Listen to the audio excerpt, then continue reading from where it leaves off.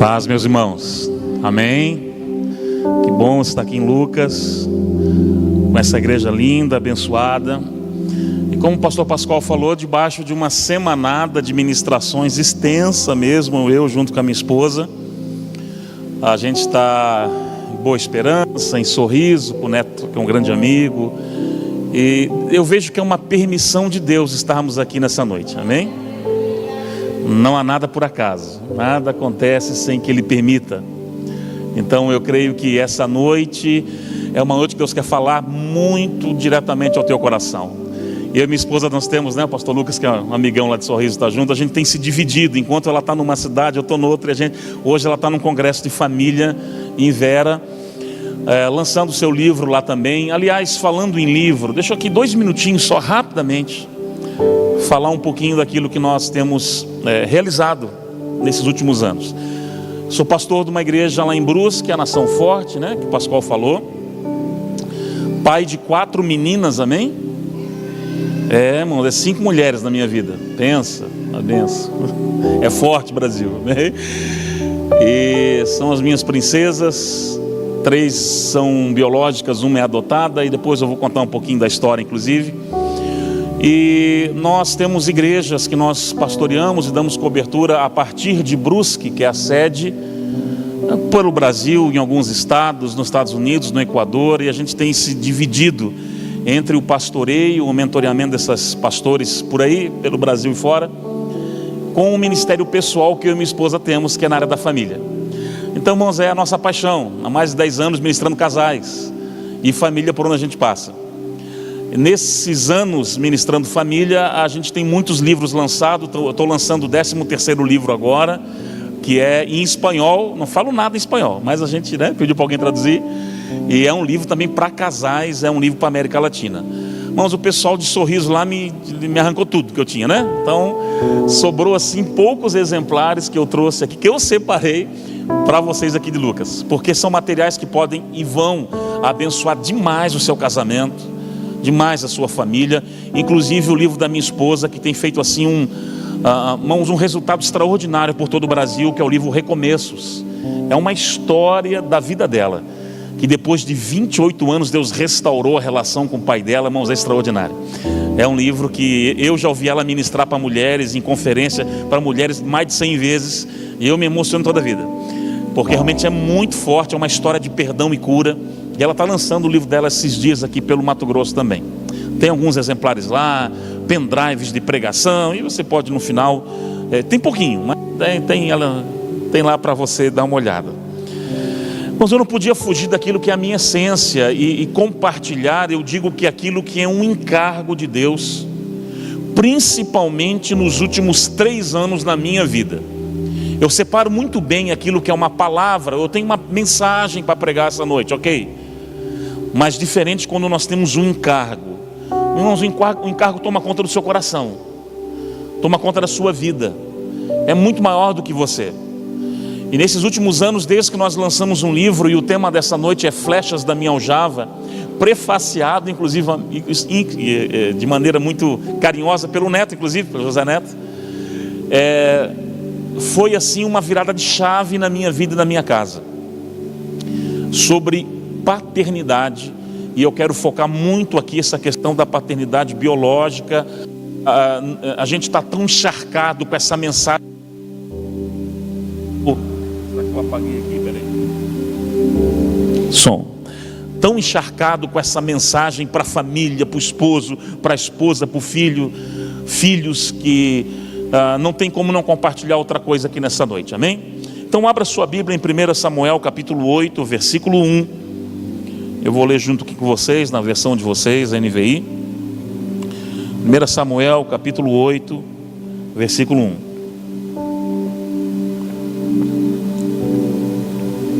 Diz assim o texto: quando envelheceu, nós vamos ler até o versículo 3, amém? Samuel nomeou seus filhos como líderes de Israel. Pode passar lá o 2. O filho mais velho chamava-se Joel, o segundo Abias, e eles eram líderes em Berseba. 3. Mas os filhos deles não andaram em seus caminhos, eles se tornaram avarentos, gananciosos, aceitaram suborno e perverteram a justiça. Até aqui. Como eu falei, essa mensagem ela tem encharcado o meu coração, onde a gente tem ministrado não só o nosso povo, a nossa igreja em Brusque, as igrejas que caminham debaixo, da nossa cobertura, não só o povo, mas aonde Deus tem permitido a gente compartilhar. Para você entender o contexto do que nós estamos aqui, desses versículos iniciais, a Bíblia fala que Samuel, que foi, irmãos, um homem que dispensa apresentação, sua biografia linda, bíblica, um homem que fez muito para o Senhor, como profeta, como sacerdote, como juiz, e ele passa o tempo e ele envelhece. O versículo 1 diz que ele está envelhecido, passou o tempo dele, estava chegando o fim, o seu ciclo ministerial, e de maneira muito natural ele faz isso aqui, passar o cajado, amém? Processo natural, findar de um ciclo, iniciar de outro e por aí vai. Ele está agora passando o cajado ministerial para quem? Para os seus filhos. A Bíblia fala do Joel, que é o mais velho, e também o Abias, o que vem logo depois. E ele pega então os 2 filhos e coloca estrategicamente numa cidadezinha chamada Berseba. E Berseba ela tem peculiaridades, porque era uma espécie de centro de deliberações cíveis, religiosas e até em algum momento militar. Saía dali decisões que tocavam toda a nação, e ele coloca de maneira muito estratégica os 2 filhos no lugar central daquela época e vai para Ramá. Ou seja, abrindo aqui um parênteses, ele vai curtir a aposentadoria dele, amém? Samuel vai com a água de coco, a rede, agora deu para mim, meus filhos estão aqui, eu já estou velhinho, eu vou agora ficar um pouquinho mais quieto, deu aquilo que eu tinha que fazer, eu já fiz. Ok, agora o versículo 3, ele é parte A, mãos, é o que pega. O que diz o versículo 3, parte A? Que os filhos dele não andaram nos seus caminhos.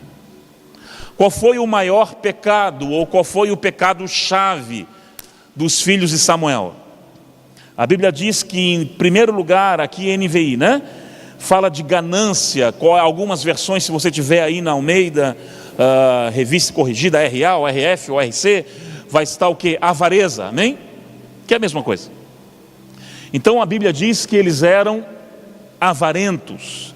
Irmãos, e você vai perceber que na Bíblia há alguns pecados na Bíblia que eles carregam uma conotação muito maior do que apenas um pecado, mas carregam uma conotação de idolatria. Perceba, por exemplo, o apóstolo Paulo fala à igreja de Éfeso, Efésios capítulo 5, versículo 5, ele vai dizer o seguinte: olha, nem os impuros, nem os devassos, os imorais e os avarentos, daí coloca uma vírgula e fala, na qual são idólatras, herdarão o reino de Deus. Então, perceba que há alguns pecados na Bíblia que tem essa conotação um pouco mais pesada, um pouco mais forte, trazendo essa conotação de idolatria. Por que idolatria e avareza?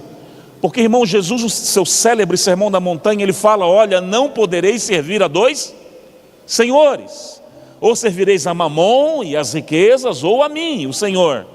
Então, dinheiro na vida de um homem é uma questão de senhorio. É por isso que Jesus bate tanto nessa tecla. Mas não é só avareza. Deixa eu abrir um parênteses aqui. Por exemplo, pecado de obstinação é considerado também como pecado de idolatria. Eu tive uma experiência, inclusive, muito especial, muito específica. Eu estava na Tanzânia, na África, numa cidadezinha chamada Arusha. E eu me lembro que eu estava indo pregar no domingo de manhã, numa igreja de um pastor amigo. E no sábado à tarde eu tiro aquele cochilinho ali, depois do almoço. E eu pregaria no dia seguinte de manhã, e eu tenho uma experiência, posso assim dizer, eu tenho um sonho com o tema da pregação. E é como se tivesse escrito numa parede assim bem grande, obstinação. E eu cheguei no dia de manhã, e o pastor Goodluck, ele fala um pouco de português, e ele perguntou para mim, o que você vai pregar? Eu falei, que bom que você perguntou. O pessoal aqui sabe o que significa obstinação? E ele, não. Eu falei, ai meu Deus, e agora? Aí eu falei, abra sua Bíblia aí em Swahili, idioma local, em 1 Samuel 15, 23, e ele abriu, e eu falei, o que é isso aqui? E ele, isso aqui é ucaíde, e eu falei, o que é ucaíde? E ele, é isso. Eu falei, é obstinação. Então, há algumas mensagens que você não esquece nunca mais na vida, né? O tal do ucaíde, para mim, nunca mais eu esqueço. Mas por que obstinação é idolatria? Porque obstinação é você construir um altar para a sua própria opinião, e não está aberto ao conserto, inflexível ao conselho, a uma orientação pastoral, seja de Deus, uma orientação do Espírito Santo. Então você vai ver que alguns pecados têm essa conotação grave, né, pesada, de idolatria. E os filhos Joel e Abias entraram nesse caminho, na ganância. Então os anciões da cidade, as pessoas que tinham uma responsabilidade com a nação, vão bater lá em Ramá, onde o nosso amiguinho Samuel já estava meio que curtindo a aposentadoria dele, e fala assim, cara, não dá, teus filhos estão aí, corrompidos ao máximo, a gente precisa dar um jeito, vamos ver como é que a gente pode fazer isso daí. Agora, entenda uma coisa, como foi a conduta, o caráter ministerial de Samuel? Eu gosto muito de um texto, e se você puder abrir 1 Samuel 12, versículo 1, Samuel 12, 1. 1 Samuel capítulo 12, versículo 1, esse texto ele ministra muito ao meu coração como pastor. Eu não sei você, mas eu ministra muito, porque eu não encontro outro homem na Bíblia tão corajoso, e olha para fazer o que esse cara aqui faz em 1 Samuel 12, vamos lá. Samuel disse a todo Israel, ele disse a quem? Não foi uma pessoa, foi para quem? Uma nação inteira. Atendi tudo o que vocês me pediram, estabeleci um rei para vocês. 2, agora vocês têm um rei aí para governar. Quanto a mim, de novo ele fala, estou velhinho, cabelo branco, meus filhos estão aí, tenho vivido diante de vocês desde a minha juventude, e você conhece bem a experiência de Samuel, sua mãe Ana, o voto que fez com Deus, como ele cresce desde a tenra idade lá com Eli e no templo. Versículo 3, agora que eu estou, e olha o que esse homem fala agora, se eu tomei um boi, um jumento de alguém, se eu explorei alguém, se eu oprimi alguém, se de a mão de alguém eu aceitei suborno, fechando os meus olhos para a culpa, testemunhem contra mim hoje, na presença do Senhor e do meu ungido, e se algumas coisas dessas daí eu pratiquei, eu vou restituir. Não, cara, era corajoso. Olha o que o povo fala em uníssono, numa só voz. Você não nos explorou, nem nos oprimiu, não tirou coisa alguma das nossas mãos. Samuel, você está 100%. Bom, não sei, é um sonho de consumo para qualquer líder, gestor, empreendedor, gente que está à frente de pessoas, de um grande empreendimento, poder chegar no final da vida ministerial, olhar para todo o povo e assim, gente, se um dia eu oprimi, roubei, enganei, defraudei, fala agora, porque eu vou restituir. E as pessoas não têm uma vírgula para falar dele, uma vírgula. Era um homem de um caráter ilibado, sim ou não? De uma conduta extraordinária, sim ou não? Mas, meu Deus, esse mais aqui pega, né? Mas, como a gente leu lá em 1 Samuel 8,3, diz que os filhos dele não andaram nos seus caminhos. De alguma forma Samuel errou e pecou naquilo que é um tema em voga na nação hoje. Nós principalmente, eu tenho pregado muito sobre isso, que é legado. Legado. Irmãos, se tem uma coisa que traga uma preocupação ao meu coração, é um olhar para a próxima geração e saber, Senhor, o que vai ser dessa geração que está vindo aí? Essa geração de homens, meninos, meninas, crianças, qual vai ser a resposta que essa geração vai dar para o Senhor? Se vão temer ao Senhor, se vão procurar compreender e viver todo o desenho celestial sobre as suas vidas? Eu olho para as minhas filhas e a primeira preocupação começa ali, de amá-las, educá-las, treiná-las e transmitir um legado de coração.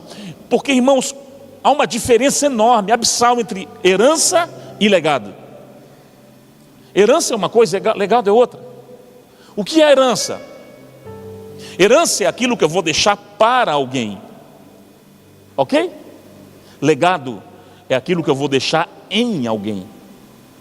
Herança eu vou me esforçar para deixar para as minhas filhas, se eu puder. E eu sei que você, como pai, quantos pais tem aqui essa noite? Levanta a mãozinha aí, olha aí, bastante. Eu sei que você vai se esforçar também, quem sabe deixar um terreno, uma faculdade iniciada, a vida facilitada de alguma forma financeiramente, ok? Mas a minha maior preocupação hoje não é essa, é deixar um legado no coração delas, porque legado é incorruptível, ferrugem não rouba. Eu já vi muitas pessoas dormirem milionárias e acordarem sem nenhum tostão. Dinheiro, má administração, má gestão, se perde. Agora, legado ninguém pode roubar. O inferno não pode roubar o legado construído no coração de alguém. Alguém que vai perpetuar aquilo que você iniciou, aquilo que você iniciou tanto na vida pessoal como ministerial. Eu moro numa cidade aonde ela é o polo têxtil do estado de Santa Catarina, é o polo têxtil. E aconteceu um fenômeno de umas 2 décadas para cá. Há muitas empresas de grande porte na área de tinturarias. Por exemplo, a maior tinturaria da América Latina está lá, em Brusque. Então, os grandes patriarcas familiares, eles foram morrendo. Os homens que idealizaram, que construíram grandes impérios e empresas. E quando eles foram morrendo, a empresa naturalmente foi passando para a mão de quem? Dos filhos. E um fenômeno de uns 5, 6 anos para cá, muitas dessas grandes empresas estão fechando as suas portas, falindo, debaixo de dívidas extraordinárias. Por quê? Porque o pai trabalhava 15, 16 horas, construiu em 40, 50 anos o verdadeiro império, mas não preparou a próxima geração. Não preparar a próxima geração vai ser tão fatal quanto tomarmos alguns erros aqui no dia a dia. Aliás, o legado se constrói no dia a dia. Nunca em todo o tempo dessa nação, essa frase é conhecida, né? Mas nunca em todo o tempo, ministerialmente falando, eu tenho visto Deus despertar. E olha, irmão, eu viajo esse Brasil de cabo a rabo. Deus despertar tantos homens de Deus para pregar, anunciar, alertar a igreja do Senhor para a próxima geração. O legado construído em nossos filhos e os filhos dos nossos filhos, porque nós temos visto uma geração esfriando e uma geração que não está preparada para viver o propósito de Deus sobre a sua vida. Uma geração sem identidade. Lá no sul a gente tem uma brincadeira popular que a gente fala que é uma geração Nutella ou Danoninho, que não está preparada para os embates da vida, os embates ministeriais, os embates que o propósito e o chamado e o ide de Deus nos proporciona. Agora deixa eu fazer uma pergunta para você. Quem é a figura principal no processo de um legado, na sua opinião? Quem é? Opa, eu ouvi lá do canto aqui da direita. O pai. O pai é a figura principal. E eu, como ministro na área da família, deixa eu fazer um alerta aqui. Qual é a maior estratégia de Satanás nesses dias? Anular o pai, descaracterizar o pai. Por quê? Porque um pai dá para o seu filho, e eu estou falando no contexto biológico, mas também até pode se aplicar no contexto espiritual. O pai, ele gera no filho 3 coisas. Vamos lá, quais são essas 3? Provisão, proteção e destino. Sendo que a principal é destino. Então o diabo, ele quer tirar o quê? O pai de dentro de casa, porque então será uma geração sem destino. Uma geração que não vai viver todo o que Deus projetou para a sua geração e para a sua casa. Eu vi um desenvolvedor, uma pessoa que é muito nessa área de humanas, e ele trouxe um dado que no princípio eu achei até meio difícil de entender, mas depois ele explicando eu entendi bem. Ele disse o seguinte: olha, 47% das pessoas hoje estão crescendo sem a referência e a figura paterna. Quando ele falou 47%, eu falei, não, peraí, não é bem assim. 47%? Eu falei, explica melhor. Ele falou, não, eu vou explicar. E ele começou a dizer o que compunha esses 47%. Então ele falou, olha, temos, primeiro, pais que vieram a óbito com o filho muito pequeno, na tenra idade, aí é uma questão de Deus, permissão de Deus, etc. Enfim, quem somos nós para julgar aqui a onisciência de Deus? Aí, ok, perdas familiares muito cedo. Segundo, rejeição no ventre. É o testemunho da minha esposa que está no livro lá, Recomeços, que Deus restaurou a relação com o pai dela 28 anos depois, debaixo de um milagre, uma experiência sobrenatural. Deus restaurou.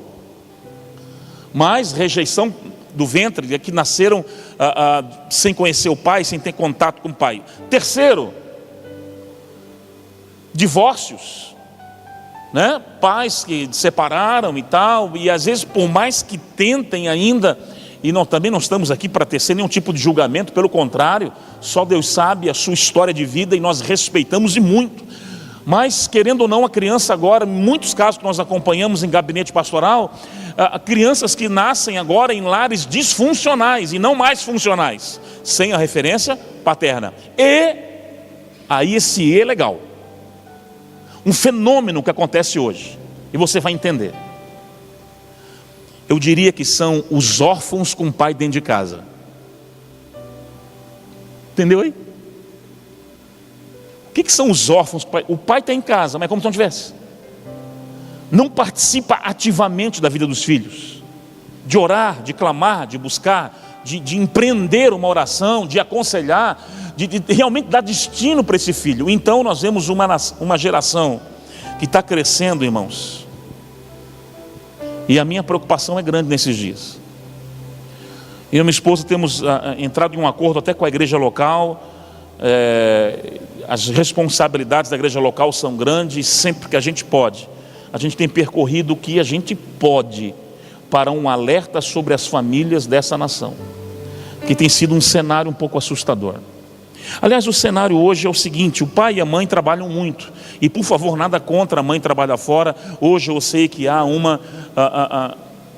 coadunar o pai e a mãe nas finanças pessoais da casa, etc e tal, tudo bem, ok. Eu não estou falando que a mãe não é para trabalhar, por favor, estou falando no papel de se ausentar, de preparar e educar os seus filhos para o seu destino. É isso que Deus vai cobrar eu e você. A ausência do preparo dentro da família. Então os pais e a mãe trabalham cedo, e às vezes quando chegam em casa debaixo do cansaço, e às vezes por mais que se esforcem não conseguem trazer aquilo que o filho precisa. Há uma série de carências emocionais que não são supridas, e muitos desses filhos, irmãos, e aí a gente também tem uma banca de psicólogos na igreja, porque eu sei que nem tudo é espiritual, tem coisa que a gente tem que entender que é no campo biológico, tem coisa que é no campo emocional, e a maturidade e o equilíbrio é necessária para sabermos como atuar em cada área. Agora, muitos dos casos que nós vemos, crianças com uma rebeldia repentina, uma espécie de isolamento repentino, uma rebeldia, porque são duas facetas da rejeição, rebeldia e isolamento. Quando a gente trata assuntos assim, a gente vai ver que na verdade a criança entrou para um estágio de rebeldia, e na maioria dos casos, porque a criança é um grito desesperado dela, dizendo assim: ei, presta atenção em mim, por favor. Então uma forma dela expressar rebeldia, etc e tal.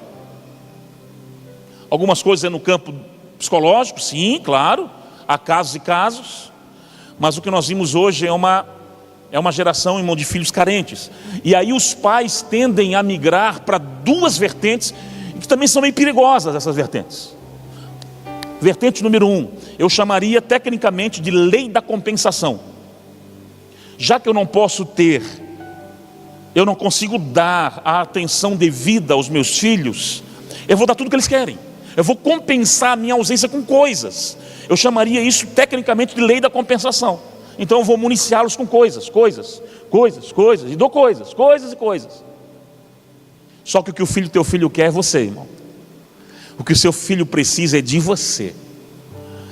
Quando não há essa lei da compensação, existe uma outra lei, que tecnicamente na área da família nós chamamos de lei da permissividade. Quando eu não entro muito para a lei da compensação, eu entro da lei da permissividade. Porque quantos pais a gente aconselhando, eles abrem o coração e falam assim: ô pastorzão, mas pastor, eu passo 10 minutos por dia com meu filho, você acha que eu vou gastar esses 10 minutos corrigindo ele, disciplinando ele? Não. Então eles deixam montar na cabeça, deixam fazer o que quiserem.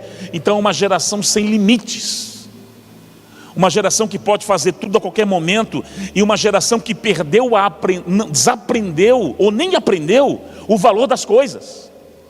É por isso que eu falo que nessas empresas de Brusque, muitos que esses casos, porque eles não entenderam o valor do que o pai construiu em 50 anos, não entenderam. O suor, a lágrima, a dedicação, o esforço, a oração, o jejum.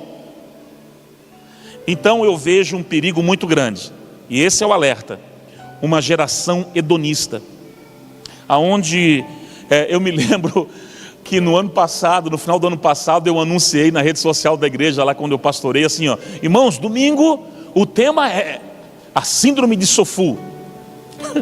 Os irmãos ficaram assim: que? Pastor doido, ficou doido agora. É uma doença nova que ele não conhece, e alguns foram até no Google procurar. Eu falei: não, você não está entendendo. E quando eu fui pregar domingo, eu vi aquele monte de olhinho assim, curioso, né? Falei: sabe o que é a síndrome de Sofu? Sofu é a síndrome do olhar fixo no umbigo.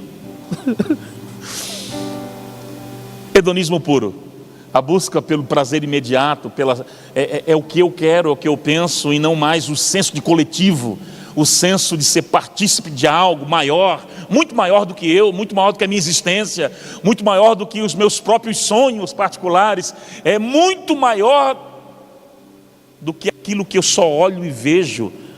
Ah, irmãos, aliás, o evangelho, a chamada para o evangelho é essa. Então o diabo, ele está trabalhando dioturnamente para arrancar o pai de casa. Lá, irmãos, eu viajo muito, a gente está muito no trecho, não só pregando, mas também dando assessoria às nossas igrejas. Mas a gente procura montar a nossa agenda milimetricamente. Agora, uma coisa que eu não abro mão, por exemplo, lá em casa é o Family Day, o dia da família, que geralmente é na segunda-feira. Quando eu estou viajando segunda, eu faço na terça. E o que é o dia da família? É o dia que eu não atendo ninguém, não marco nada, não prego lugar nenhum. Eu só cuido é o dia meu para brincar com as meninas.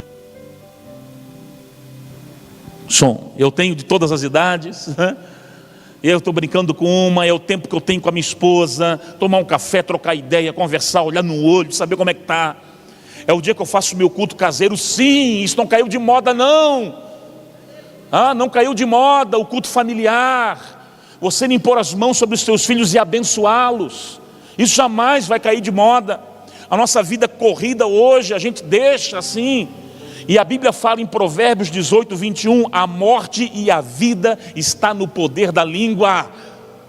Há poder quando um pai libera uma bênção ali, impetra uma bênção sobre os seus filhos. Então é a segunda-feira, quando eu sento na minha cadeirinha, às vezes eu venho assim: agora eu vou orar por vocês. É tão engraçado que até a Catarina, de 2 anos, ela já vem assim, ó, e já bota a cabeça na minha perna, eu boto a mão sobre ela e oro e abençoo e libero aquilo que Deus coloca em meu coração.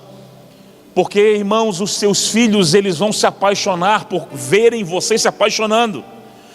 Porque palavras convencem, mas é o exemplo que arrasta. Entendeu isso? Palavras convencem, mas é o exemplo que arrasta. Os seus filhos vão multiplicar o que vê você fazendo, vê você fazendo. Irmãos, você é apaixonado pela oração, seus filhos vão se apaixonar pela oração. Agora, muitos pais têm me procurado e falado assim: pastorzão, cara, meu filho não consigo mais, eu perdi o meu coração, eu não sei mais como, eu entendi que eu preciso transmitir algo para os meus filhos, mas não consigo. Como é que eu faço? E quando Deus me deu a palavra para escrever aquele livro, o Flechas da Minha Aljava, Deus me deu baseado num texto bíblico. Vamos ler junto. Salmo 127, versículo 3. Aqui está da onde foi extraído esse livro.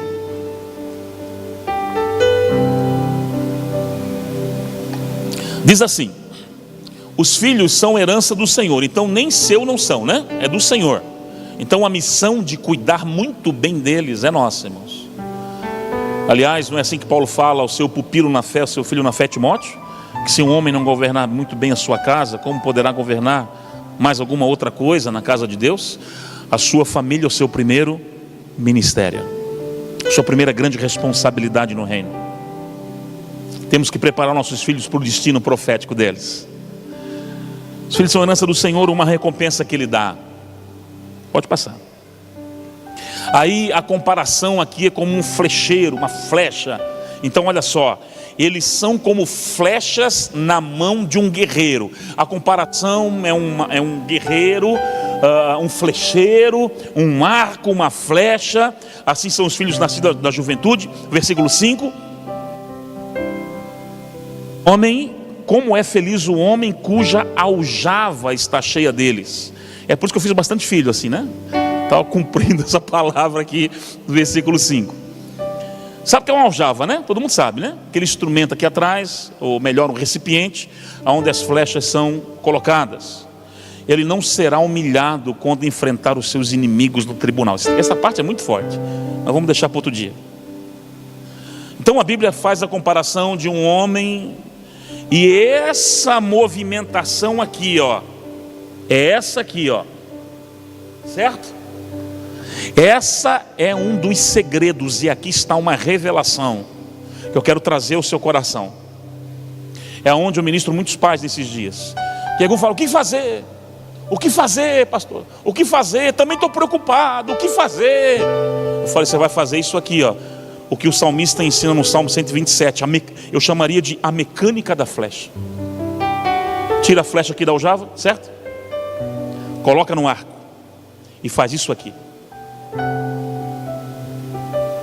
Está entendendo?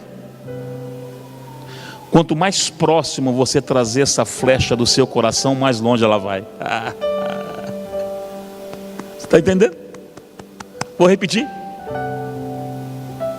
Quanto mais próximo do seu coração você trazer essa flecha, mais longe ela vai. Se você fizer isso aqui, ó. Então é tempo de encurtarmos os abismos de relacionamento. Entre no mundo dos teus filhos, veja o que eles estão lendo, aprendendo. Entre, fale a linguagem deles. Para de só entrar em colisão. Não pode, não pode, não pode. Há uma carência emocional, e perdoa a palavra forte que eu vou dizer agora, mas o primeiro vagabundo lá fora que der um mínimo de atenção vai levar, porque o seu coração não está próximo do coração deles. Então é tempo de encurtar a distância, e para encurtar a distância é necessário tempo de qualidade, é necessário tempo de mesa, é necessário realmente orar, chorar junto, ter um tempo, irmãos, e marcar a vida dos nossos filhos será fundamental, para que eles possam continuar aquilo que nós começamos a construir. Perceba que Deus é um Deus de continuidade. É por isso que Ele se revela assim ao povo: eu sou o Deus de Abraão, de Isaac, de Jacó. Deus é um Deus de continuidade. Entenda uma coisa: Deus não é Deus de nova geração, Ele é Deus de próxima geração. Sempre quando Deus teve que levantar uma nova, significa que a atual perdeu o rumo. Ele tem que levantar uma nova é porque a atual perdeu o caminho. Agora Deus é Deus de continuidade, Ele é Deus de próxima geração. Eu quero preparar um caminho para a próxima geração e não uma nova, porque se Deus tiver que fazer tudo de novo, significa que eu errei muito. Agora, se eu puder preparar o caminho, irmãos, quando o sacerdote Eli, já que nós estamos falando de Samuel, ele se perde, os seus filhos Ofni e Finias se perdem, qual que é o final dessa turma toda? Qual que é o final? Morte. Agora o pior não é a morte física, o pior é a morte de um propósito para toda uma geração. O pior é a morte de um propósito para toda uma família, para todo um clã. Deus tem um chamado para a sua vida, você crê nisso? Você não está aqui essa noite à toa. Deus tem um chamado para você. Deus tem um chamado para a sua família, para a sua casa. Você, papai e mamãe, vocês têm algo para fazer nessa terra. Você não está aqui à toa, você não entrou nesse culto porque quis. O Espírito Santo te trouxe aqui para ouvir essa palavra e você sair daqui entendendo que é hora de mudar algumas coisas, para que você possa viver coisas extraordinárias no Senhor. Porque o diabo ele vem para matar, roubar e destruir, roubar todo o propósito de Deus sobre a sua vida. Mas Deus vem para trazer vida, vida em abundância, e levar você exatamente para o centro da sua vontade. Não aceite nada menos do que o centro da vontade de Deus para a sua vida. Não aceite. E ultimamente eu ando como Paulo, eu quero gastar e me deixarei gastar para treinar e impartir o coração com os filhos, não só biológicos, mas os espirituais também, que Deus vai nos agregando ao longo da caminhada, não é verdade? Deus está levantando homens que vão dar destino nessa geração, mulheres que vão dar destino, porque é uma geração perdida em muitas emoções, em muitas situações. Eu quero compartilhar um testemunho pessoal que aconteceu comigo desde a última vez que eu estive no Mato Grosso. Foi em novembro do ano passado, também pregando aqui em alguns lugares. E de lá para cá aconteceu uma coisa muito legal na minha vida. Quando eu tive a minha terceira filha, a Catarina, eu falei: deu, acabou a minha mucota, tá tudo certo. E aí até encaminhei vasectomia, essas coisas todas. Eu falei: tá tudo certo comigo. E aí nós temos uma menina lá na igreja, que é uma filha espiritual, é uma menina com uma história muito sofrida. Ela veio do interior da Bahia, e a mãe dela morreu quando ela tinha 6 meses de idade. O pai ela nunca viu, porque sumiu, nunca mais viu também. E ela nasceu criada pelos avós, que até a avó dela, principalmente assim, uma pessoa que ainda lutou pela vida dela e luta até hoje. Mas ela criou no contexto que os avós dela eram funcionários de um sítio, de uma chácara. Então ela cresceu desde pequenininho no trabalho forçado, né? Trabalho de campo. Quem trabalha aqui, trabalhou, sabe o que é, né? Trabalho do dia a dia, a labuta do campo. Quando ela tinha 10 anos de idade, ela tem uma tia que mora em Brusque, na cidade onde eu estou. E essa tia liga para ela e fala assim: olha, filha, vem para Brusque, eu quero te dar uma vida melhor, eu quero te dar uma vida melhor daquela que você está tendo aqui. E ela, menina cheia de sonhos, eu tenho uma de 10 anos em casa, cheia de sonhos, cheia de vida, cheia de coisas, vive no mundo da lua às vezes também, né? E ela vem para Brusque, e quando ela chega, a situação dela piora, ela se torna uma escrava. Enfim, a tia dela com certos problemas pessoais, ela se torna a vida dela piora, e ela cresce, e essa menina se converte conosco. Mas uma menina que a vida dela é orar, trabalhar, igreja e tal, ela se converte, fica ali com a gente. E passa-se um tempo, essa pessoa agora que estava com ela, a gente preserva a identidade por uma questão de ética também, né? Ela começa a proibir, você está indo muito na igreja, eu não gosto disso, eu não quero, e não sei o quê, e começa a pegar no pé, e a vida dela era para a igreja, né? Aliás, seria pior se estivesse indo para outro lugar, né? Mas a menina, até que um dia, quando eu estou voltando da viagem do Mato Grosso, aconteceu tudo aqui no ano passado, pastor Pascoal. Eu estou voltando da viagem do Mato Grosso aqui em novembro. Eu chego e essa menina é colocada agora, ela com 18 anos, ela é colocada para a rua de casa. E aí, irmão, igreja é igreja, né? Igreja é uma bênção. O pessoal já, não, vamos se juntar aqui e tal. Um pega um fogão, um pega uma panela, outro pega um garfo, outro pega um colchão. A igreja é uma bênção. Vamos se juntar e vamos ver uma kitnet aqui, e vamos botar ela, e ela ia sobreviver. Aí eu me lembro que logo chegando de viagem, isso acontece, aquela semana bem assim, atípica, e Deus numa terça-feira da semana seguinte fala com a minha esposa: traga ela para dentro de casa, cuide como se fosse uma sua filha, dê destino para ela. E ela vem falar isso para mim. E quando ela fala isso para mim, irmãos, eu, numa mente muito racional, olhando por todos os âmbitos e parâmetros, eu falei: não é bem assim, né? Isso é uma coisa muito séria. Vamos fazer o seguinte: eu posso levantar 1 ano de mantenedores, né? Para que ela possa ter aí um início, pelo menos, da vida, né? Eu levanto, eu corro atrás de quem pode ajudar, mas assim, isso é muito sério e tal. E a minha esposa, debaixo de uma convicção muito... você precisa conhecer a minha esposa. Não é porque é minha esposa não, mas a bichinha é arretada. Ela: não, Deus falou comigo, e meu amor, eu creio que Deus vai falar com você. Eu falei: então tá bom, eu vou esperar. Mas não deu um dia, irmão. Porque no dia seguinte, eu estou num culto, irmãos, e eu tenho uma das maiores experiências sobrenaturais que eu tive na minha vida. E olha que eu sou um cara, eu sou muito preocupado com essa via mestral, né? Fundamentos da palavra, e eu tenho muito a consciência de não transformar uma experiência pessoal numa doutrina. A Bíblia é a base e o fundamento. Mas foi uma experiência minha, aquilo foi de algo pessoal, amém? Uma experiência muito pessoal. Eu estou num culto e eu estou sentado aqui na frente, com essas emoções todas à flor da pele, a minha esposa falando, a menina ali. Som. Eu estou aqui no primeiro banco. Momento de louvor, aquela adoração gostosa, aquele como aqui essa noite foi. E de repente uma névoa me cobre. Eu não sei explicar. Era como se viesse dentro da igreja, irmãos, uma névoa me cobrisse. E eu não conseguia ver mais ninguém. Me cobriu, me isolou das pessoas. E quando eu estou naquela assim, eu abro os olhos, eu não consigo ver mais nada. Como se tivesse uma descarga de fumaça ali onde eu estava. Abre uma tela de LED na minha frente. E eu começo a assistir uma passagem bíblica. Lembra da passagem da mulher Ciro-Fenícia? Aquela que comia migalhas debaixo da mesa do seu senhor? Eu começo a assistir essa passagem bíblica.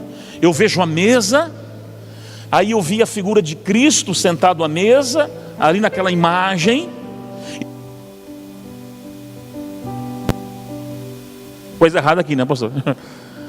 Mas quando eu olho para debaixo da mesa, quem eu olho é a menina, a Hitler. E o meu olho grava nela. Irmãos, eu não sei explicar, entra uma voz no meio daquela nuvem onde eu estava. Mas pensa, eu nunca tinha tido uma experiência dessa na vida, gente. Tamanha a manifestação sobrenatural. Entra uma voz no meio daquela nuvem e fala assim comigo: essa menina, ela comeu migalhas a vida inteira. Pegue ela pela mão, faça-se assentar à mesa pela primeira vez na vida. Seja pai sobre ela. Ame como uma das tuas filhas, dê destino, mude a história dela. E aí eu caí no chão. Talvez com palavras aqui eu não consiga sequer chegar perto daquilo que eu vivi naquele dia. Quando eu levantei, eu sabia exatamente o que tinha que fazer. Ela está conosco aí faz 8 meses, 8 para 9, de novembro até aqui. É engraçado porque, sabe qual foi o maior milagre? Eu vou dizer para você, sabe qual foi o maior milagre? O maior milagre não foi essa experiência pessoal que eu tive, sobrenatural. O maior milagre que eu percebo hoje, depois de quase 9 meses, é que Deus colocou no meu coração o mesmo amor que eu tenho pelas outras filhas. Como se ela tivesse a vida inteira com a gente. Eu me lembro dos primeiros diazinhos dela, sentada no sofá, olhando assim, como não se acreditando. E eu tirei ela do trabalho que ela estava, que era quase que uma escravidão, e falei assim: vou te dar um ano sabático, você vai aprender a ser cuidada e ser amada.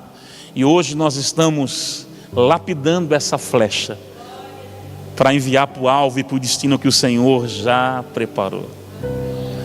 Então quando eu olho às vezes para ela, hoje ela é líder do ministério de dança da igreja. Eu olho ela com as manas, que as irmãzinhas desde a pequena, mana, é como se tivesse crescido junto também. Eu olho para as 4 brincando juntas às vezes e eu falo: Senhor, vale a pena. Vale a pena. Vale a pena eu de alguma forma marcar a vida de alguém. Vale a pena eu de alguma forma gerar um legado na vida de alguém, e essa pessoa tocar vidas e vidas e vidas até onde o Senhor permitir. Eu oro para que as minhas filhas sejam verdadeiras kamikazes no reino, que aonde saírem elas vão entrando e vão liberando tudo aquilo que Deus colocar no coração delas. E eu estou treinando meu pequeno exército lá em casa, amém? Treinando, equipando elas diuturnamente, orando, liberando, e ungindo, e declarando, ensinando, gastando tempo na mesa, ao levantar, ao deitar, como diz a palavra ao Deuteronômio. Ensina a criança ao levantar, ao deitar. Irmãos, é isso que eu tenho me esmerado. Agora Deus está levantando uma geração de pais que estão entendendo isso. O que Deus quer é tornar os pais passivos. A passividade do sacerdócio do homem é o que está impedindo Deus de fazer muito mais coisas nessa geração. Porque eu volto a frisar: o papel que Deus coloca na mão de um homem é dar provisão, proteção e destino. Então eu queria que você ficasse de pé comigo nessa noite.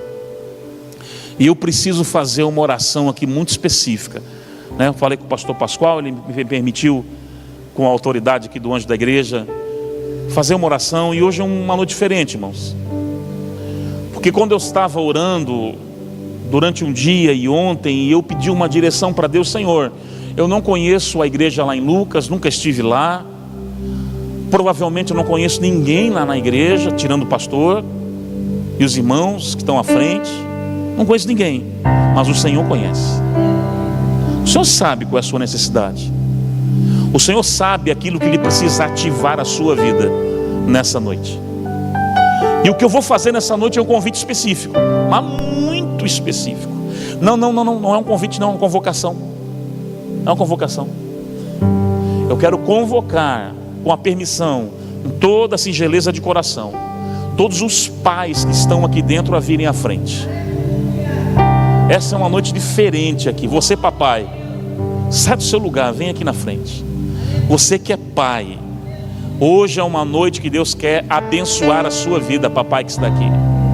Eu sei que são muitos pais que estão aqui. Você, pai que está aqui, homem valoroso, homem que Deus chamou para fazer a diferença, amém? Nesse tempo, nessa cidade. Olha que batalhão lindo de pais que nós temos aqui nessa noite, amém? Aleluia! Batalhão de pais abençoados.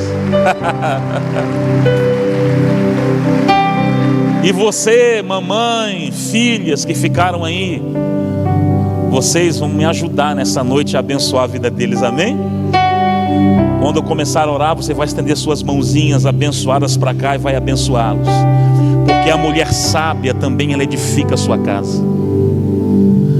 Ó, segredo para vocês, mulheres: mulheres de joelhos, casas de pé. Mulheres de joelhos, suas famílias de pé. Então é um chamado a vocês também ajudar esses homens a estabelecerem os seus sacerdócios. Gente, é uma grande responsabilidade. Eu falo nessa noite não como alguém que é maior, eu me coloco junto com vocês. Eu preciso de oração tanto quanto vocês. Eu me coloco junto, sabe? Aquela preocupação de pai, temor no coração de pai, junto com vocês hoje. Eu vou orar e pedir a Deus pela minha vida também, porque é uma grande responsabilidade. Mude a sua agenda se for necessário. Reveja os seus compromissos se for necessário. Mas traga nesses dias os seus filhos para mais perto do teu coração. Já casou, pastor? Não tem problema, volta e meia bate lá na porta. Eu vim trazer aqui algo, mas mais do que trazer algo, eu vim trazer aqui, eu só quero vir orar por você. Uma oração às vezes pode mudar aquela semana daquele teu filho, o mês dele. E por que não dizer, tem algumas orações que mudam um destino e uma história no mundo espiritual. Papai, você tem o poder nas suas mãos de virar uma chave na vida dos seus filhos. Há um poder tão grande quando um sacerdote abençoa e ora pela sua casa, pela sua esposa, pela sua família. E eu creio que aqui eu vejo homens valentes, homens valorosos, homens abençoados que carregam um chamado de Deus, cada um na sua área, cada um com seus dons. Aqui há dons maravilhosos aqui na frente. E o que eu falo nessa noite é uma convocação que eu me coloco junto. Vamos clamar a Deus e pedir para que Ele possa nos ajudar, irmãos? Vamos me ajudar, eu boto junto. Vamos pedir para que Ele possa nos usar como verdadeiros sacerdotes nesse tempo, amém? Vamos começar a mudar nossas agendas, vamos começar a mudar algumas coisas, vamos para cima, vamos criar uma marca, um selo, nossos filhos na nossa casa, e vamos ver eles indo muito longe para a glória do Senhor, pisando em lugares que quem sabe você nunca vai pisar, mas eles pisarão. E esses filhos vão trazer muita alegria ao teu coração, vão trazer muita alegria. E coisa linda, irmãos, é ver os filhos multiplicando aquilo que Deus começou a colocar no teu coração.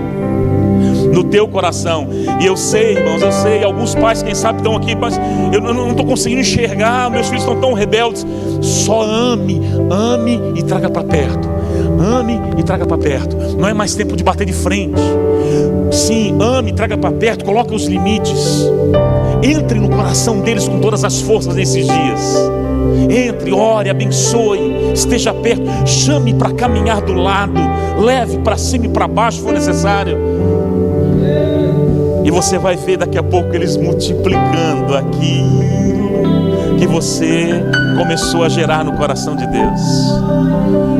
E sabe o que é mais lindo? É quando um filho encharcado pelo exemplo do pai, sem precisar obrigar, sem precisar nada disso, ele vai falar lá fora assim, ó: eu quero ser que nem meu pai. Eu quero seguir os passos do meu pai. Meu pai é um homem de Deus. Meu pai é um homem que faz a diferença onde bota a planta dos pés. Como é precioso um filho olhar para um pai e querer copiar os seus passos. Aleluia. Então feche teus olhos, coloca a tua mão sobre o teu coração, se você pode, papai. Mamães abençoadas, lindas, maravilhosas de Jesus, filhas abençoadas, vovós, tias que estão aí, estenda as suas mãos para cá. Você vai abençoar esses homens, amém? Você vai liberar sobre a vida deles nessa noite. Mas ora mesmo, tá? Já declara poder de Deus aí no lugar onde você está. Talvez esse culto está terminando da forma mais inusitada que você pensou para um domingo à noite, mas é Deus falando aqui, amém? É o Espírito Santo movendo as águas para abençoar famílias nessa cidade. Famílias nessa cidade. Pai, obrigado. Aqui na frente está uma geração de sacerdotes, homens sinceros, Deus. Eu vejo homens sinceros, homens que carregam dons extraordinários, que carregam, Senhor, uma presença, uma unção, que há habilidades. Ferramentaliza-nos, Senhor. Eu me coloco junto. Precisamos de Ti, Pai.